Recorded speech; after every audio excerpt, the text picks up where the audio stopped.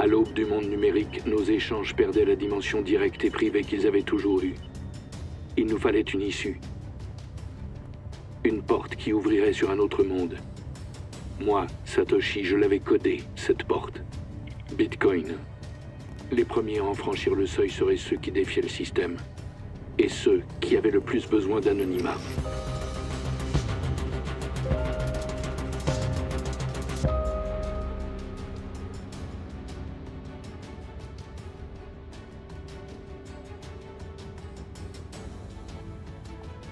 À ses débuts, le programme réclamait beaucoup d'attention. J'avais quelques alliés, mais le terrain était miné. Une poignée d'apôtres ne fait pas une armée.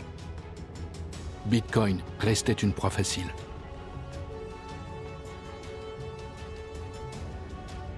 Bitcoin certainly wasn't 100% perfect right off the bat. There were a few bugs, few flaws. From a network perspective, it very easily could have been crushed by, a really motivated attacker. But luckily that didn't happen. I think most people dismissed Bitcoin, and governments included, dismissed Bitcoin as silly money for a long time, and most governments still do. Comment attribuer de la valeur à une nouvelle monnaie? Dans un premier temps, à son coût de revient. $1 pour 1500 bitcoins. La confiance suivrait. Late 2010, 2011, there was a few OTC markets where people would essentially on the forums be like, hey, I'm selling 10,000 Bitcoin, and someone go, cool, I'll buy it for $10. C'est pas devenu une monnaie du jour au lendemain. D'ailleurs, c'est même pas évident qu'on puisse dire aujourd'hui que c'est une monnaie. De mon point de vue, c'est plutôt une monnaie en devenir. Pas parce que l'État, à un moment donné, dit voilà, ça c'est une monnaie, mais parce que, tout simplement, de plus en plus de gens décident de l'utiliser comme monnaie.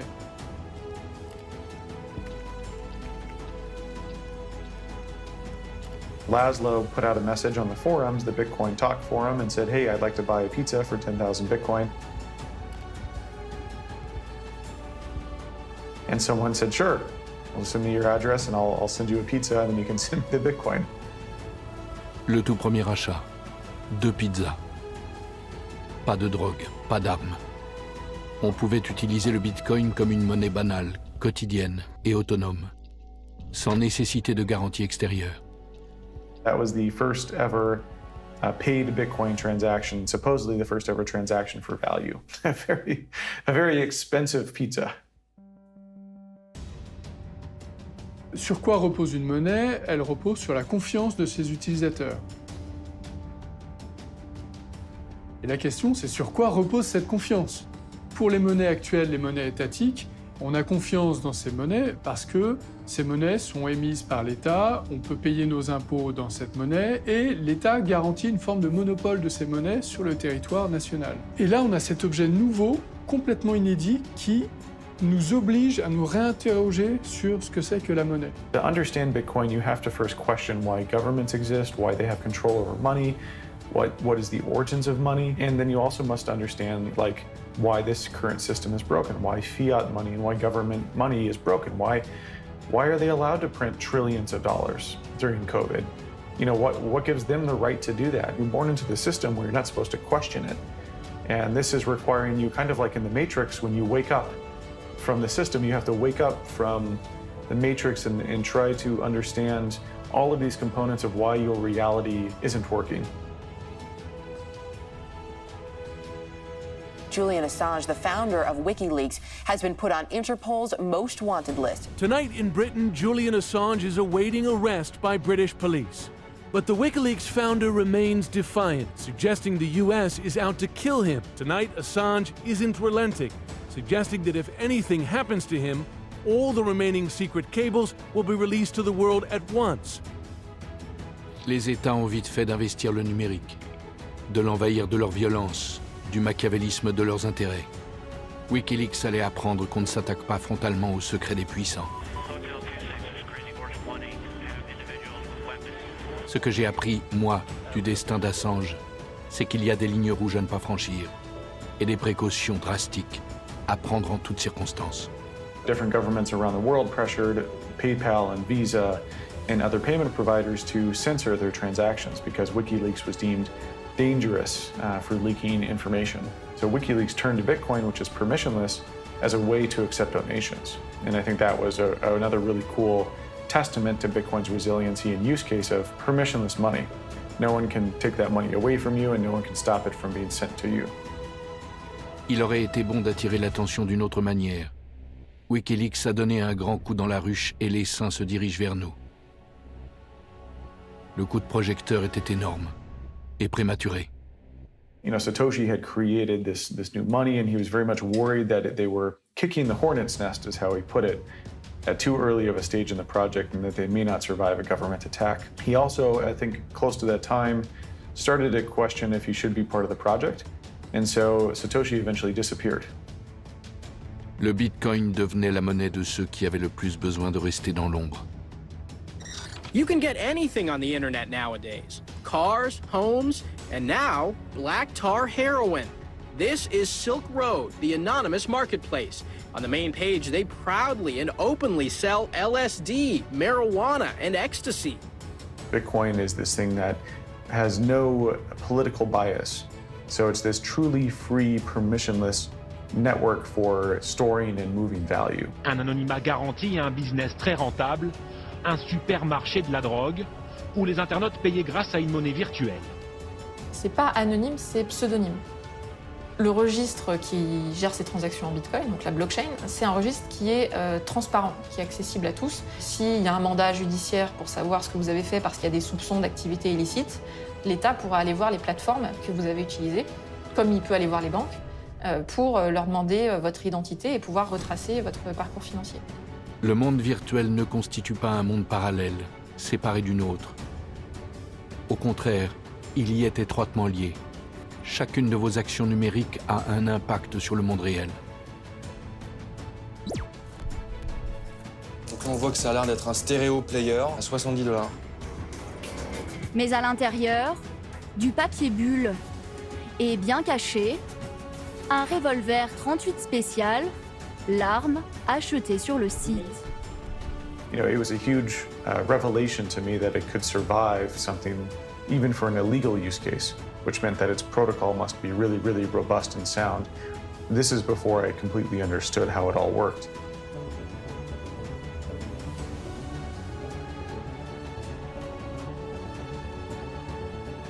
Je n'avais pas créé le Bitcoin pour protéger les criminels, mais pour rendre les transactions autonomes, libres. Et voilà que Silk Road portait le cours vers un sommet. $30 le Bitcoin. C'est à ce moment-là que j'ai décidé de prendre mes distances. Plus de postes publics, quelques mails privés avec les développeurs de Bitcoin. J'oriente, je conseille. Ça s'arrête là. Why did Satoshi disappear? I remember he disappeared after Gavin Anderson came back and said, hey, I just had a meeting with the CIA. They wanted to talk to me about what Bitcoin is. En avril 2011, je reçois un mail de Gavin Anderson, l'un de mes développeurs.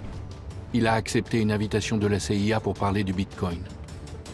Satoshi never wrote an email ever again. That was it. Gavin ne savait rien de moi, rien de rien. J'ai quand même coupé net. Je ne voulais prendre aucun risque.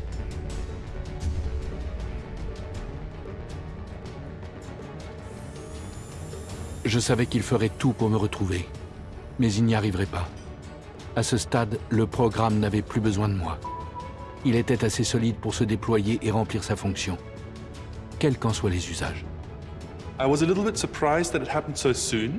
I would have thought that he takes a bit more leadership in the project. I think Satoshi understood, and this is why he stayed pseudonymous. He knew that if there was a human behind the project, that would always be a weakness. Le fait qu'il n'y ait pas de responsable identifié fait que Bitcoin est un peu moins vulnérable. Il n'y a personne qu'on peut aller poursuivre, attaquer, mettre en prison, condamner parce qu'il a créé Bitcoin et parce qu'il aurait encore un pouvoir sur Bitcoin. En fait, plus personne n'a de pouvoir sur Bitcoin, même le créateur de Bitcoin.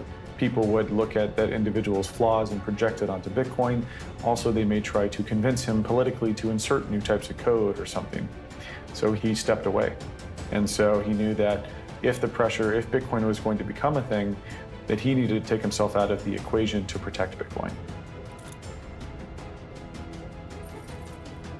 After an intensive 2-year investigation, the FBI arrested Ross William Ulbricht, a San Francisco resident, in a public library. And the alleged digital drug lord, if convicted, is facing life in jail.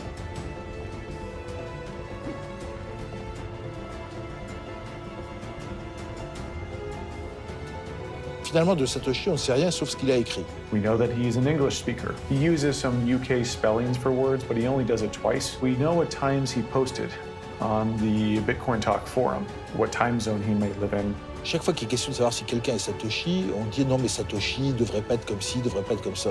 D'abord, un, vous savez pas qui c'est. Deux, si c'est un génie, il est forcément un peu farfelu. C'est pas un monsieur tout le monde. Et trois, il a pu changer. That's the extent of our knowledge. I'm not in Bitcoin. But your address Not in Bitcoin. I don't know anything about it. 64-year-old Dorian Satoshi Nakamoto emerged from his Southern California home Thursday and walked right into a media frenzy. Hours after Newsweek magazine claimed he was the mystery man behind Bitcoin.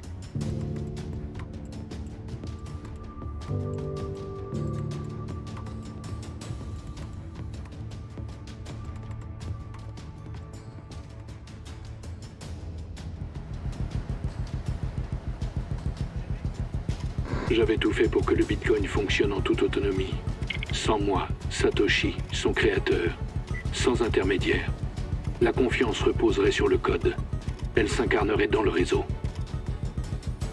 Dans mon silence, le Bitcoin s'épanouissait, se consolidait. La multiplicité et la dispersion grandissante des machines qui faisaient tourner mon programme le rendaient inattaquable.